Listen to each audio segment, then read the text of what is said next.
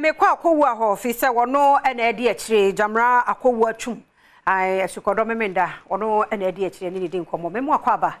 na bibia bokọ de e de na ta sa documentary we achi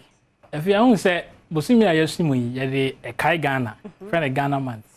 influencia edusiansia ni a ye je ye ho free abrafo nsema ye nyafa hodie no eno ho a kontabu na yebu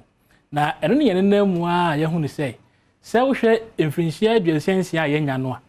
a kamia ye se enwema bebre akoso a abo oman ne ka enunti ade baako a ye fasi ye ndi so a na ye de to ye ho so ne se ye be fa oman mu ba bibiara free Kwame Nkrumah pen so de besi na na akufa do pen so projects ahodo a abanto to aso ahyase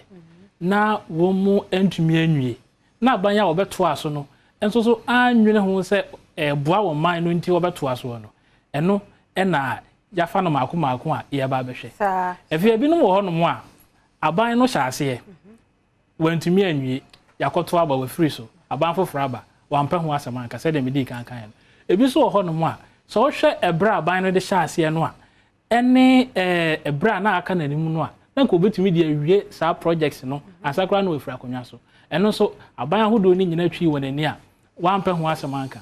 ebi no so kra ho no mo a aban na bomoden anya sika e de aye project na wie ya danase ya bia no nanso dwuma esese ye didie ma so banfa so maye no eno so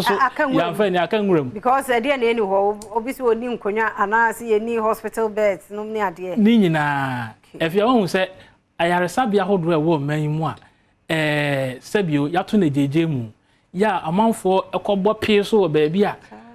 tele bia ba bia wodi wonti beto kra na aye de ni nyina e wo project Asukodo ye betie mu nsampa ba wodi wani bu ye hwehwe ye nyina wo hwe na nka project nsanke ye wi a so fa so ba pa na nke de bebrede ye nwie ye wo hwe na nke ye wie ya kasa na nke be ko de amaye so man efia won se me de ma no si ya me ka se ye hospital projects bibro ho a ye gya no ho a kofo akọbọ apie so wa yare sabia onya ba bi mfu wotinto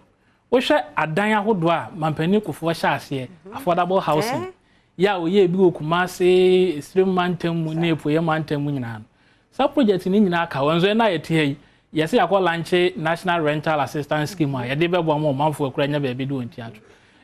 e kyerese edan ho nsem nkan wo Ghana ha no e wo fom enso sa project ni nyina ye gya mana kan ketimi wie ya yesi bie fofora no yesi bie fofora no Asukodo nkan ni nyina nyame yadom a memenda ne ye betie ba ma ye nhwe ho amo ne nkofo be na o target wo mo a ye expect say ebe hu wo mo ho amo na ye hwe wo ya target aban because ye kan nyina aban e na wo no ti ye kan ya kire no say projects ahodo a enya aban we nko aban to aso nyina we be koma foforo aba enti obi obeba bia no ye hwe say project if say amamra no ehye won constitution no article 6 chapter clause 7 na ehye won say obetu project bia wantumi anwia ese so to aso so to aso nti we no Asukodo e ba so da be ya na me adom memenda edi anim ya du ba kompa mu pepepepepepe anopa 11:30 na Asukodo na hihye so gidi abandoned project Ghana's abandoned projects hihye so gidi ti memenda ya mo akọ enfam si ha